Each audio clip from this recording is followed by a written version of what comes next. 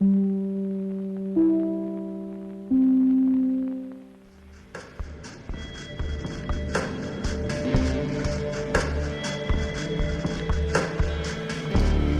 hey guys, we're back. We're playing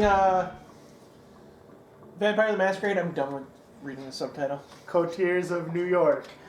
Coteries of New York. You notice Sophie mingling with other kindred, clearly in her element and not to be disturbed. Quadir hasn't come back yet, so you can probably still find time for at least one conversation. You approach the prince, trying to stay as respectful to her private conversation as possible. She glances at you as you step forward, her scrutinizing gaze mimicking her companion. She addresses the dark-skinned woman before turning to you.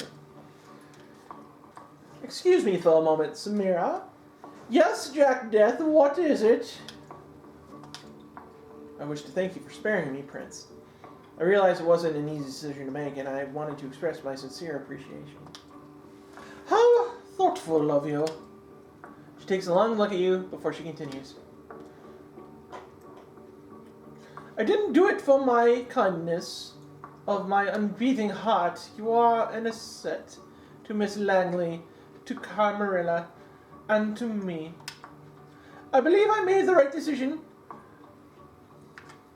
Prove to me and the other kindred of the city that it was so, and there might be more to your future knights than just survival and servitude.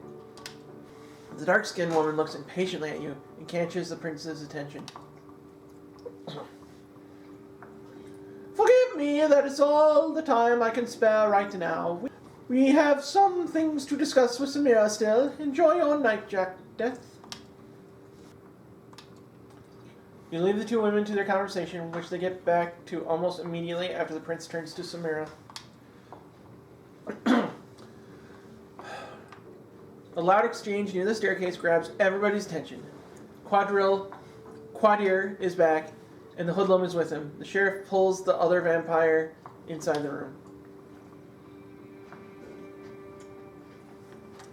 The vampire that threatened you last night is a mess. Its stupid hat is still inexplicably on his head, covering some of his ruined face. In welcome shadow, he's barely conscious. His shin is broken, you think. Something protruding there, making the pant leg bulge. One arm seems twisted in a strange angle. Very little blood, surprisingly, but clearly a whole lot of hurt. Well, Quadir, fuck your name. I'm just saying your name is Quadrille. Take it or leave it. Did our guest cooperate? Tell the prince your name. It's Howard. That was bad. No, it's the name itself. Duck comes to mind. Oh. And who do you run with, Howard? The Midnighters. Anarch Kotari, my prince. Active for some time now. Though, from what this one told me, the name is about the only legacy the group has kept over the years. I see.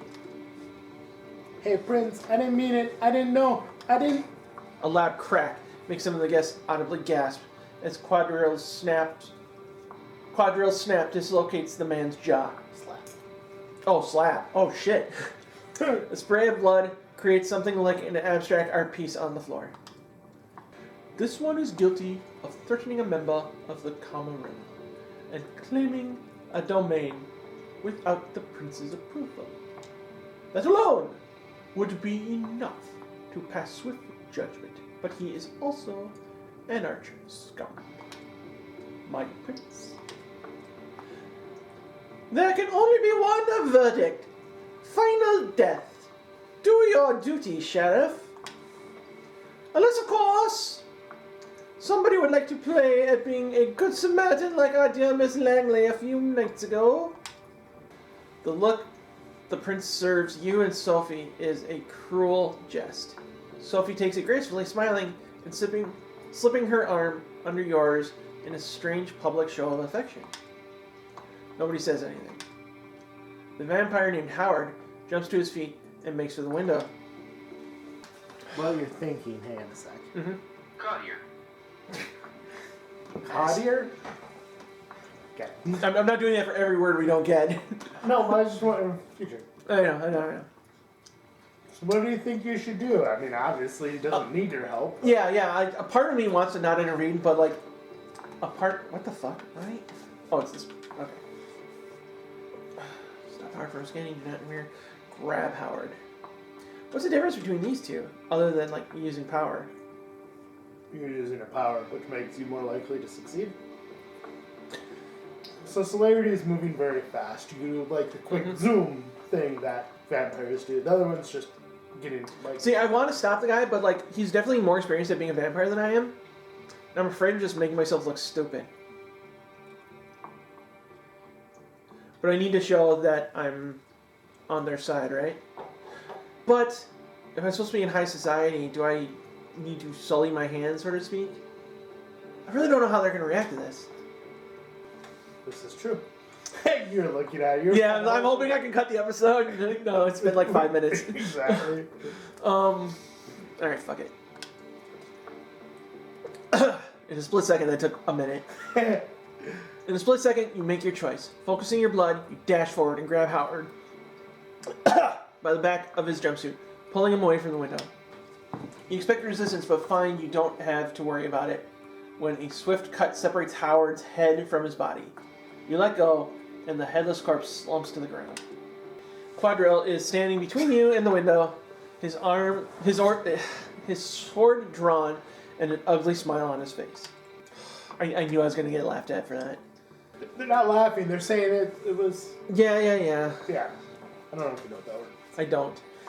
It's like something to be encouraged. Oh, okay.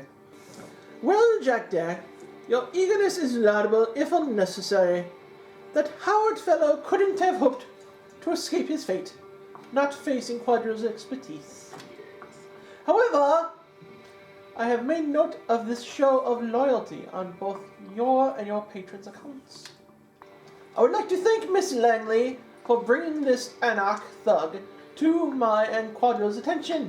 I assume all have found the verdict satisfactory. A rhetorical question, and everybody here knows it. Then I consider tonight's meeting concluded. Good night to you all. She steps out of the room, and you see that many of the guests move to do the same. Sophie seems to be conversing with somebody, a serious-looking man in a trench coat, about what transpired. You probably have the time to strike up a conversation of your own, too. Quadrille Samala, Asama. that guy, is still here, for one, but clearly getting ready to leave. Larson's still moping around, and the other man you noticed before Quadrille brought the anarch in. What? Before? Okay, is still chatting with the remaining attendants. The sheriff's mood seems to have improved, so you decide you won't get a better shot at saying your piece. He is just sheathing his sword as you approach him. He notices you just before his face turns from a melancholic frown back to his regular predatory smile. You seem to have caught him in a moment of reflection. What is it, Jack Deth? I wanted to thank you for bringing me here in one piece, for giving me a chance. An emotion creeps into Quadrille's face that you haven't seen the sheriff exhibit yet. Is that gratitude? It's fleeting, only there for a moment, gone in the blink of an eye. It was trying on my nerves, and you are still far and away from proving that it was the right thing to do. So don't think that a few kind words will let you off the hook. Still, I have to admit I was surprised as the prince when you jumped at the opportunity to stop that anarch from escaping. I was sure Valerie would have beat you to it. If there's nothing else, I'll take my leave. Why are you mean? What is so mean? I'm just trying to be nice. I'm trying to make friends. You're such a jerk. Okay. Oh, God. I hate having to ask any of these. But I was wondering if you could tell me something about Sophie. She talks a lot about the Camarilla and other things, but I barely know anything about her. Oh, I can tell you something about Sophie. Something she wouldn't want you to hear. Like the fact that she's manipulative and vindictive. But then again, which of us kindred aren't? You want to know more about Sophie's past? Ask her. She's unlikely to tell you the truth, though. I'm quite sure she never told me, despite our previous history. That's what we do, fledgling. We exist for centuries, and we lie. To our families, our friends, our lovers, to our kindred sires, and childer to ourselves. He picks up the sword and turns toward the stairs. Good night. And watch yourself. You've messed up my batting average, so I'm sure to keep a close eye on you. Forgot he's a baseball guy. Yeah, it's annoying. With a final threat, he leaves the gallery. It's right about when Sophie also ends her conversation and walks over to you. Interesting evening, wasn't it? Come, Gregory's waiting downstairs. She seems preoccupied with something, and not in a talkative mood. It's an awkward ride back to the city. This time you arrive at another building, just 2 streets across from your apartment. She brings you upstairs, through a very nice lobby and a luxurious-looking hall into her domain. Please, have a seat. I shall be right with you. You take in your surroundings. The apartment is like a gallery, an old-school smoking room that you've seen in some period piece once, and no view reaches living room. Meticulously combined together. Apologies, old habits die hard. Clearly, some stick with you even after death. She drags on her cigarette and breathes out. Breathes. How is she doing that? Can you do that? Oh yes, you might not know. It takes some practice, but you can keep smoking if you'd like. Other things too. Experiment. You might surprise yourself. But I did not bring you here to show off. This is where I rest these nights. That door in the back, my bedroom, similar to yours. I have servants and bodyguards in addition, of course. I brought you here because I need you to trust me. When I told you before that I needed your best behavior to uphold my good standing with the court, I meant it. But that's not the whole story. Big shock. I have your interests in mind too. That's why I've given you your own haven, while I'm trying to teach you how to navigate this new reality. But you need to trust me, or else this won't work. You came here whenever you feel like asking me something. When you're in trouble too, though I hope that won't happen often. I would ask you to come here when you wake up tomorrow. I'll have something to discuss with you. I really want to click that one. Why not talk right now since we're here together? I still need to follow up on a few things before we speak. Patience, fledgling. That silence again. There's definitely something on Sophie's mind tonight, but she doesn't seem eager to share it with you just yet. I'm leaving for another visit. Come downstairs with me. We'll give you a lift. To the 2 blocks. Yes. Quick ride, a promise that you'll show up tomorrow, and some polite goodbyes later. You open the door to your haven and gather your thoughts. Exciting in a way, being... Thought I learned my lesson. It's exciting in a way, being dragged deeper and deeper into this secret society and its rules. Whatever Sophie has planned for you, it's bound to teach you more about this thing you have become. You sink into your vampiric sleep with just a sliver of hope.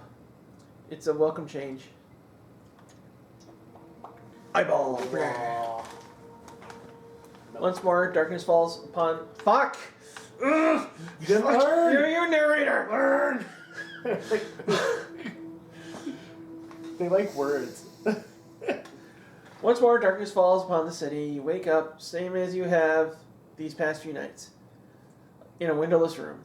As you pry open the reinforced steel door, you look out the window to see, inadvertently, a sky bereft of sunlight. Then it hits you, the hunger. For a moment, you let yourself wonder if there will ever come a night when it's just not there. Given what you've learned thus far, you probably have as much chance of kick-starting your heart with jumper cables. You lock the door behind you and head over to Sophie's apartment. You did promise to call on her. Might as well not keep the lady waiting.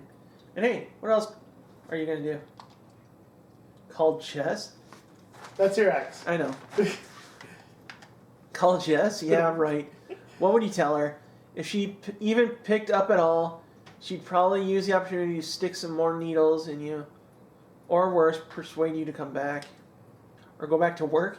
Yeah, who are you kidding? HR probably found a replacement the day after you went missing. Nobody there cares if you got kidnapped or turned into a creature of the night. These thoughts put you in a weird mood. It's a strange sensation to walk the crowded streets, same as you have so many times before, but the feeling so disconnected, all these people, you're not one of them, not anymore. You're a vampire, kindred, and you need to carve your own path in this strange new existence, one way or another.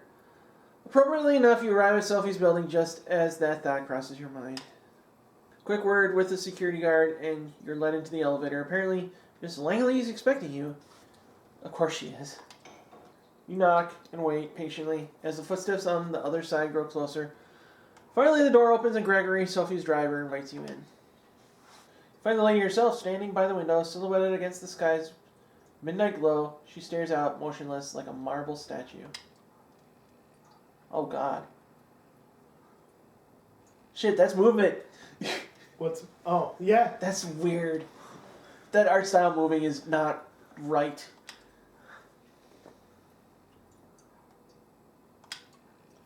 Hey, am I interrupting something? She doesn't react immediately, but seems to snap out of some meditative state and looks at you with strange, blurry eyes. Yes, you are, but that's all right. I've been meaning to ask you something. When you look out into the city, when you see the lights, hear the hum, smell the rain on the pavement, what do you think about? You gaze out. The lights and rain, the relentless honking below. Music blasting from nearby windows, echoing off the buildings. Someone should record an hour of this and throw it up on YouTube as an ambient piece. And I'm sure someone already has. They mentioned YouTube. Shit! We're in trouble! They caught on!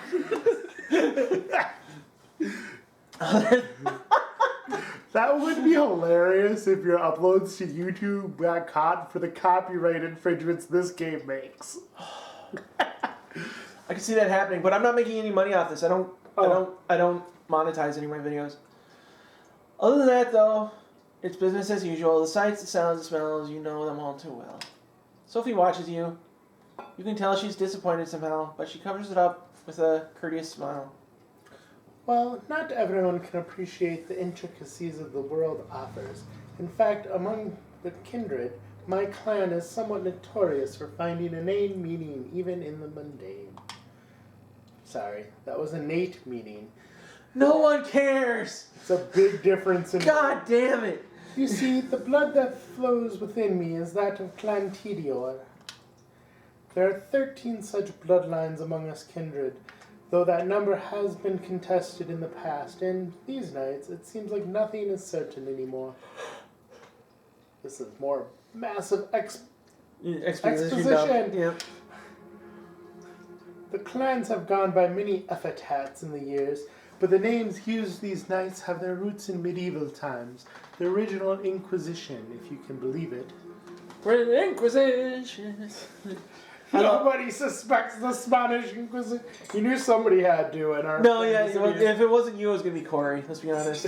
I could hear Corey from across the block. Just yelling from 2 cities away. Yeah, right?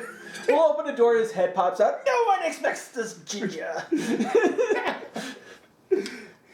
They use these to categorize us, to describe our inherent differences. In times, we adopt them ourselves. Each clan has a uniqueness about it, inescapable, originating from an ancient progenitor, carried from sire to child. How did you not know that word? I do know that word, I just got caught up in an attempt to pronounce it. Originating from an ancient progenitor, carried from sire to child. It's just that word has come up so often recently. For the Tidio, the gift lies in a sensitivity of sorts. We're uniquely attuned to beauty and ugliness both. We can see either where most cannot. The blessing on most nights, occasionally a curse. The sheriff is of my clan as well, although you'd be hard-pressed to see him as such. Poor Kadur. It breaks my heart to see him in his state. This state. Still, there is a beauty to it as well. Nothing like a good fall from grace. Yeah, keep going, Sophie. I'm listening. Try as she might, she lets her gaze wander for a brief moment. What? What? Skip words. What? Skip half a sentence. Oh. Try as she might to act playfully, you can tell she genuinely cares. She lets her gaze wander for a brief moment, but is quick to regain her composure. I hate reading. Then there are the Ventru, known for their pride and proclivity to rule over others. The prince represents that clan, Shocking. as is quite common in our society around the globe. Now she's Irish. Shut up. Where the blue bloods think themselves ruler, the Bruja like to see themselves as preeminent revolutionaries. They call for universal rebellion, while being slaves to their own temper. We don't discuss the rabble much anymore, not after they're largely broken off with the Chimera. Camarilla. Don't worry, we'll edit it in post. To think they were philosophers once, long ago. I hope to tell you more about some of the other bloodlines tonight. Do you know what my clan is? No, I can only guess it based on certain aspects of your behavior and tastes. You will need to come to your own conclusion and seek validation from your clanmates if you would acquire such a thing. As you will no doubt learn, some kindred fit those stereotypes more than others. The blood is hard to deny, though there are certainly those who try.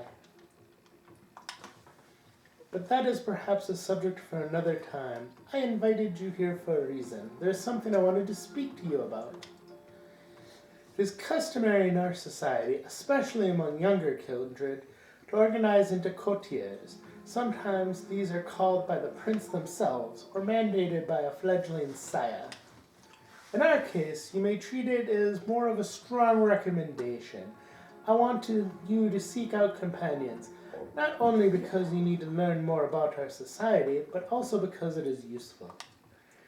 True friendship is rare among the kindred, but having allies, even temporary ones, is something of a necessity these nights. We might be selfish creatures, but we are drawn to each other nonetheless. These questions make me think that they'll come up again. They don't.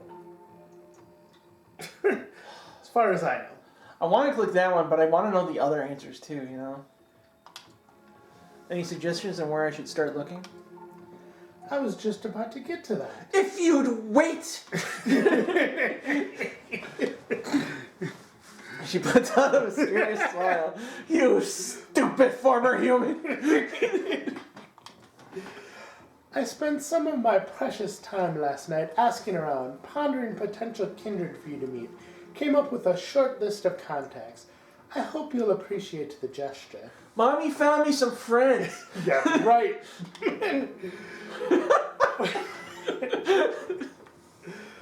Forging a partnership with them might offer perspectives and viewpoints that I cannot provide, lenses from which to view our kind. They are all members of the Chimera, or, of course, more or less.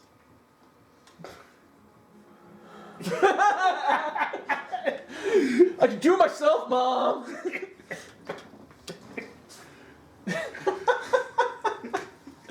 I like this too much. This isn't right. Alright then, let's hear it. Who's on the list? Eager to learn about them, I see. Good, I'm glad. I've kind of decided to take the loyalty route if I can. Unless, like, that one decision where, like, I'm not okay with that comes up. But, like, in the presence of I don't know, I'm just going to go with the be a good boy route. So let us start with the Tremere. They are a powerful clan, disliked by many, but feared and respected by many more. They have been an important pillar of the Chimera Camarilla. since the very beginning. They are blood sorcerers. You look at Sophie with a hint of disbelief. Blood sorcerers? Pretty sure Mark from QA used to brag about having us level 70 blood sorcerer somehow. You don't think he meant magical vampires. What a nerd! What a fucking loser! As we're all playing video Yeah, like what? Still down for D&D on Thursday? Sophie Snickers, you stupid loser. We know you play D&D. Oh, child, don't be caught up with that look on your face when you meet a warlock in person. They really are adept at using vitae, their own as well as others, to unique and potent effect. Since they are quite rigid in their hierarchy, the kindred I had in mind for you might need some persuading. His name is Agath. Agathon. I'd have to reread it. Agathon. Right. From what I hear, he is quite the scholar, very ambitious, the child of a noted Tremere through here in New York. Aisling Sturbridge.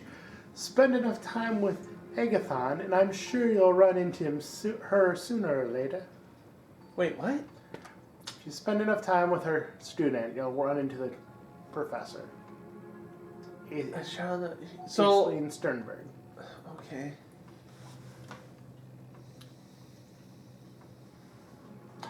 It sounds boring. Okay. Yeah, I'm gonna be a little spiteful here. Scholar. So he's a bookworm. Doesn't sound too exciting.